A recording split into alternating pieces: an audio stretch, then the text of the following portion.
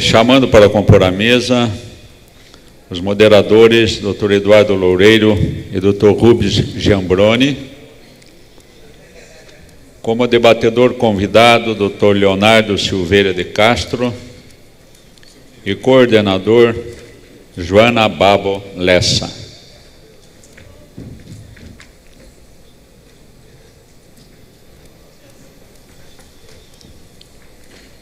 Primeiro tópico a ser abordado, gostaria de convidar a doutora Cristiane Ferreira Gomes para apresentar o diagnóstico e conduta nas úlceras de aorta.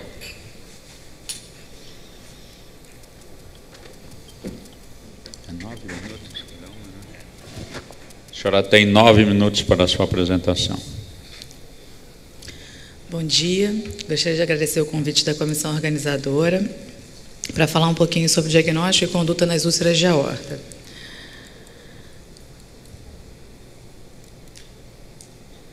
Um breve histórico. Em 1974, Shannon descreveu o primeiro caso de úlcera penetrante de aorta torácica. E em 1959, o primeiro caso foi tratado com sucesso por Schumacher e King. Mas apenas em 1986, Stanson definiu como uma entidade clínico-patológica independente e atualmente encontra-se junto nas síndromes aórticas agudas, juntamente com o hematoma intramural e a dissecção de aorta. Na fisiopatologia, ocorre uma ruptura da lâmina elástica interna, que leva a uma invasão da camada média da aorta, que a expõe a um fluxo arterial pulsátil, e quando a camada média ocorre totalmente a erosão, por ela ser rica em vasa vasorum, ocorre a hemorragia e expõe a íntima, favorecendo a formação de pseudoneurismas e aneurismas, principalmente saculares. É uma patologia que acomete principalmente pacientes idosos com aterosclerose avançada, normalmente na 7ª década de vida e com múltiplas comorbidades. Ela pode ocorrer em toda a aorta torácica abdominal, mas é predominantemente na aorta torácica descendente. Está bastante associado a aneurismas de aorta abdominal, porém é raro o acometimento da úlcera na aorta abdominal. É geralmente uma lesão curta e localizada e frequentemente assintomática. As complicações principais são a formação do hematoma intramural, pela erosão da camada média do vasa vasorum, a formação do pseudoneurisma.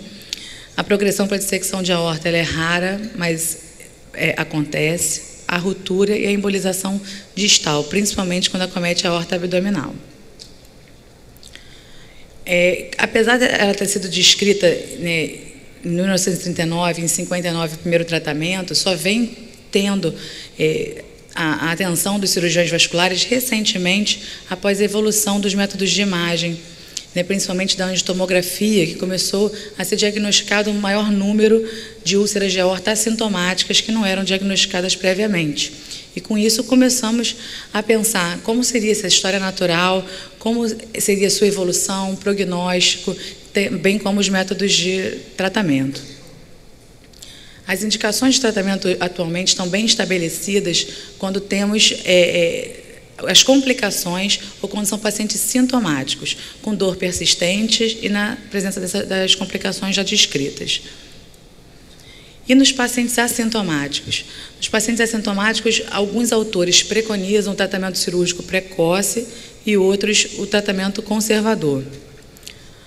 O tratamento nos assintomáticos é considerado ser conservador por ser uma patologia de bom prognóstico, de boa evolução, sem maiores complicações, com controle da PA e acompanhamento periódico da angio-TC. Porém, já tem grande número de autores que preconizam, mesmo em pacientes assintomáticos, o tratamento da úlcera com diâmetro maior que 20 milímetros e uma profundidade maior do que 10. Alguns trabalhos mostram, como esse de Mesarose, que ele trata todos os pacientes sintomáticos, todos os pacientes com ulcerações acima de 20 milímetros e que possuam um crescimento da zona ulcerada acima de 6 milímetros ao ano. Granaha preconiza um diâmetro de 20 milímetros ou um colo de 10. E ele demonstra um alto risco de progressão da doença quando estão preenchidos esses critérios. Patel indica, principalmente na presença de hematoma intramural, porque ele preconiza que diminui muito a mortalidade quando você trata esses pacientes precocemente. E o tratamento de escolha, em todos os trabalhos, é o endovascular, por ser menos invasivo, com baixa mortalidade. Geralmente, esses pacientes são pacientes ruins para a cirurgia aberta, devido à idade avançada e às comorbidades. E o tratamento endovascular consiste simplesmente pelo implante de uma endoprótese de aorta. Mas temos um trabalho da Universidade de Munique que demonstrou que eles trataram uma úlcera de aorta abdominal através de embolização com molas e ônix. O caso era uma úlcera de aorta que se encontrava no colo proximal de um aneurisma de aorta abdominal, que fazia o colo ser justa renal, né, logo abaixo da artéria renal direita.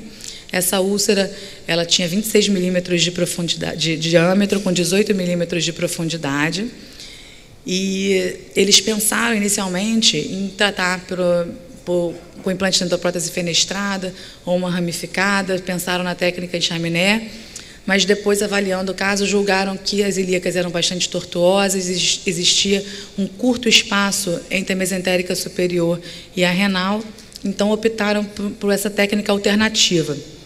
Fizeram, em uma das femorais, introduziram o corpo principal da endoprótese, que foi parcialmente aberta, né, e depois posicionado um catéter cobra no nicho ulceroso.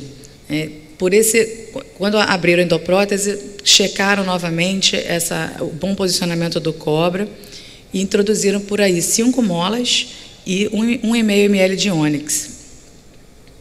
E depois completaram a abertura da endoprótese, excluindo o aneurisma, mostrando aí o controle final. Esse caso nós tivemos lá no Hospital Universitário Pedro Ernesto, um paciente que deu entrada no nosso hospital com dor abdominal, com uma investigação de uma massa retoperitoneal. Inicialmente se achavam que era um sarcoma, e durante a tomografia lá no nosso serviço foi evidenciado que era um pseudoaneurisma roto, decorrente de uma úlcera abdominal rota. Esse hematoma tinha cerca de 13 centímetros de extensão longitudinal.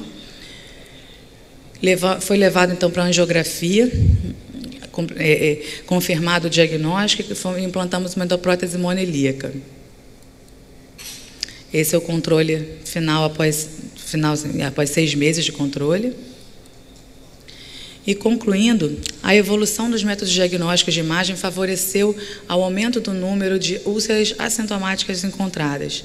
As indicações de tratamento nesses pacientes não são claras, assim como sua história natural. As indicações cirúrgicas em pacientes sintomáticos estão bem estabelecidas através do método endovascular, por ser menos invasivo, menor mortalidade e serem pacientes com comorbidades importantes, portanto, um risco cirúrgico elevado. Obrigada.